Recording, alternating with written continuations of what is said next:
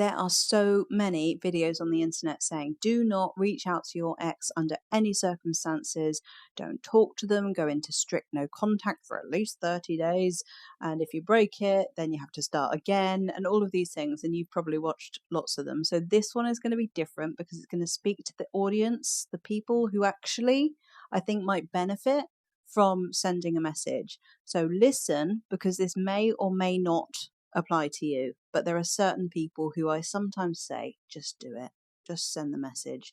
So let's talk about what those situations are and why I would sometimes recommend that you do just send the message. Before I get into this video, I'd like to let you know that I've got the living room where we talk about all this kind of thing. You can get support for a breakup, a disconnection, or anything that you're going through in life right now. It is life coaching at the end of the day, and that includes relationships, it includes work, it includes transitions in your life. Wherever you need support and need a space to go, hey, this is going on, this is something I'm really struggling with, I've got no one to speak to in my life about it, come to the living room. I'm there. I will speak to you about it. And there are lovely, lovely people there. It's a very, very small group at the moment as well. So you get, proper attention there. Also, please follow my new Instagram account because I'm loving just expressing myself there. Like, this is like where I talk about relationships and where we talk about the insights that I'm gaining along the way, my evolution, all this kind of stuff.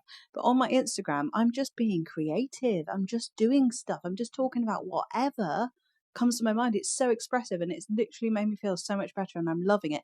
Anyway, I'm rambling, but please follow me on there. It's Karina Creating Magic and I'll link it down below. Right, so what are the situations where we can message an ex? So let's say you have been in no contact for a while and you're just looping something that happened, something that didn't feel complete. And almost like you're waiting, maybe on some level, you feel like you're waiting for them to reach out. You're waiting for something to happen. You're waiting to, I don't know, feel ready enough to just move on or let go. And it's just not happening. Sometimes if you're just looping and looping and looping, or you've just made an oath and said, I will never reach out to this person again. They're going to reach out to me and I'm never going to talk to them again unless they talk to me, but you still won't move on. Those are the situations where I just think, say what you need to say. Send the message, just say everything you needed to say. All the things that you feel incomplete, that you wish you'd said, write them down. You can either do this in a text message or in a letter. Sometimes it's nice to do it in a letter because then you're not sitting there waiting, looking at your phone, waiting to, see if they're typing or if they've read it or anything like that. But I've had situations, and by the way, there's a caveat to this. There is a huge caveat to this advice that I'm giving you here about sending the message, because yes, there will be a temporary relief of I've said everything that I needed to say. Now I'm complete with myself. I actually think that this is not for them, it's for you, right? Because if you're looping something, sometimes the inaction is the thing that makes you loop it. Yeah. So when you feel like you can't do anything about it, you're just waiting for something to happen, you want to move forward, but you can't in a way, then sometimes I think write it down, send the letter, say everything you needed to say, accept that there will be some consequences to that. Either they are going to reply and they'll validate it, but very likely they won't, and they won't know how to validate it because they're no different than how they were before. Sometimes people have this kind of over sense of responsibility of maybe they're not talking to me because I'm not talking to them, and that can loop as well. So one of the ways you can get closure on that is just to prove yourself right or wrong about that. Reach out to them and see, is that the truth or not? Probably isn't. And also, if they wanted to, they would. We always come back to that at the end of the day. Right, what's the caveat? The caveat is a big caveat, right? It's never about them. The looping is not about them. Okay, I said this in another video. So you're moving the furniture by trying to fix it externally out there with them. If I say this, then I'll be relieved. If they hear me, I'll be relieved. If they validate me, I'll be relieved. If we just have that final conversation, I'll be relieved. And that hands all of your power over to them. Usually the looping is actually not about them, but usually, honestly, about a parent or some other fear that you've got in relation to what the relationship meant for you, and the possibility for you in the future of relationships. Like, will I ever feel like this again? Will I ever meet anyone who makes me feel like that again? What if that was my only chance? What if I can't, ever have a family because that was my only chance of doing it? All these fears that come up, that's what it's probably more about. And those are the things that need to be addressed more than you trying to repair something that maybe hurt you in the past, maybe was never changing. Maybe this person has already shown you who they are and what they are capable of or not capable of in the past. So basically, you have to ask yourself those questions. But having said that, it's still true that inaction feels like it can just loop for ages. So it can be the case that you can put something to bed by expressing words that were not said, and you've got to see it as, am I doing this to gain a reaction from them, or am I doing this for me, so that I know that I have completed something within myself? I know that I've said everything I could say. I know I've expressed everything as clearly as I possibly could. That can mean that you can sometimes put things away, but the root, the cause of the wound will likely still be there, and that's still the thing that needs to be addressed. The thing that got you attached to this person in the first place is still likely there, whether you send the message or not, right? And often, like, we think, oh, if I just do something, then things are going to change, I'm going to feel better, but then we're disappointed when that's not the case. Okay, so in the case where somebody comes to me and they're like, because I've seen this happen before, where, like, I always remember one client in particular, she's sworn an oath to herself that she'd never reach out to this guy again, and that she'd only ever speak to him if he spoke to her. But it had been 2 years and he hadn't reached out to her. And I was just like, you need a reality check. You literally need a reality check. All you have to do now is say hello.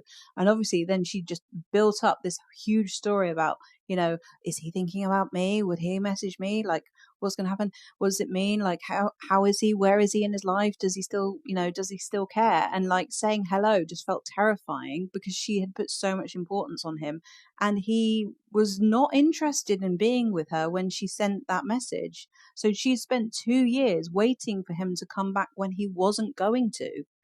And sometimes we actually just need, like, a reality check to actually test the water to see, where are we actually at the moment? What is the reality of this? Have I just built this up in my mind? Am I in limerence?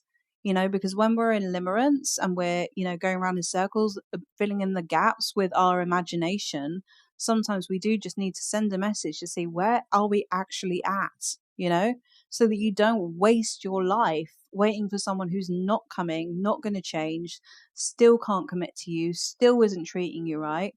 You need to know that information sometimes, rather than just guessing and just, like, essentially the reason why she wasn't reaching out was a fear of rejection. Yeah. And if you're not reaching out because of a fear of rejection, that fear of rejection needs to be faced head on. Yeah. And one of the best ways you can do that is just by risking it and reaching out. And this, again, the flip side of this is, like, your self-esteem may take a temporary hit by doing this, and it's giving that person all the power. This is why people say, don't reach out, don't do this. It's giving them all the power. They'll never come around. You've just got to hold your ground. But then, like I say, holding your ground can mean that you just stay in purgatory for ages and ages and ages, and I just don't want that for you. So if you're sort of on the fence and you're like, oh, there are things that I needed to say, I'm never going to be able to put this to bed unless I say it, send the message and then deal with the triggers. Or do it the other way around, like, come to the living room, for example. Let's talk about, what is the loop here? What is actually looping? It's not them. I'm telling you that. It's not about them. So what is that? And once we resolve that, then you can see, do I still want to reach out? Do I need to?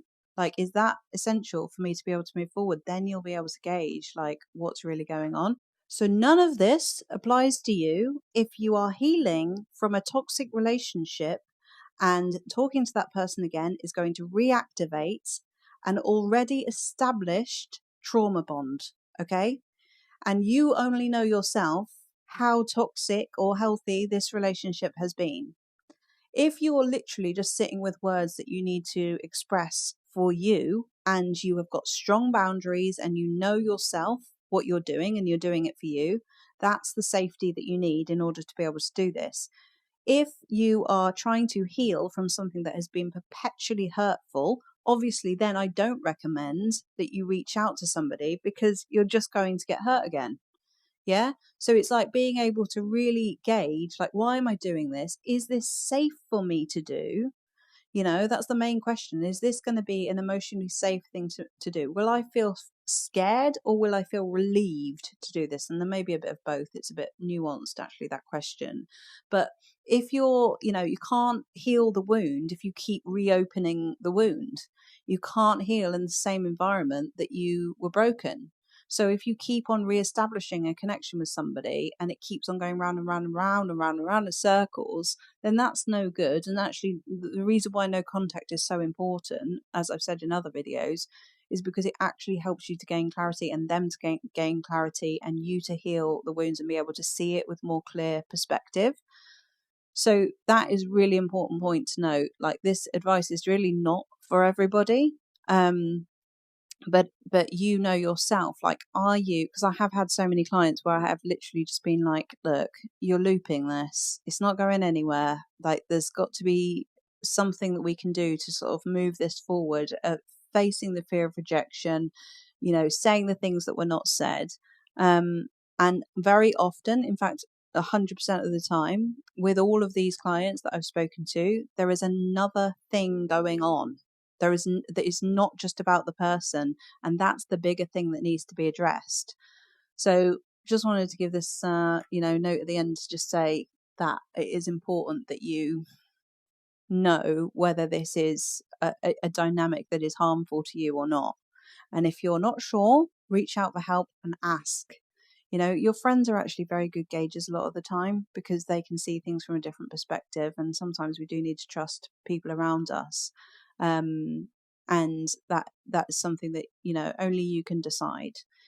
So take what resonates from this. Let me know what you think. If you would like more information and you'd like to come and ask you these questions, about your attachment, about if you should or shouldn't, or if you how to say things. I'm very good at writing text messages, better than ChatGPT because I'm a human.